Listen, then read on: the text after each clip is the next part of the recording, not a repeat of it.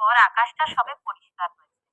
চারপাশটা তখনও ভিজে, স্নিগ্ধ একটা গন্ধ বাতাসে ভেসে বেড়াচ্ছে। আমি ভাবলাম, এই চমৎকার আবহাওয়াটা একটু উপভোগ করা দরকার।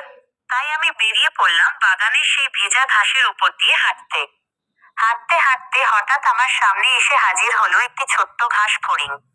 সে তার কচি সবুজ মাথাটা উঁচিয়ে আমাকে কত রকমের মজার সব খেলা দেখাতে শুরু করলো। তার সেই ছোট্ট ছোট্ট লাফালাফি আর চঞ্চলতা দেখে আমি একদম মুগ্ধ হয়ে গেলাম। আমার মনে হলো, এই ছোট্ট পতঙ্গটি যেন কোনো অচেনা কেউ নয়, বরং আমার অনেক দিনের চেনা আপনজন তৈরি হয়ে গেল। প্রকৃতির এই ছোট্ট সুন্দর স্মৃতি কাটানো সেই মুহূর্তগুলো আমার মনে গভীর বন্ধুত্বের ছাপ রেখে গেল। ফেরার সময় আমার খুব মায়া লাগছিল, তাই আমি ঘাস ফড়িংটিকে কথা দিয়ে এলাম, চিন্তা করো না বন্ধু, আমি আবার তোমার কাছে ফিরে আসব।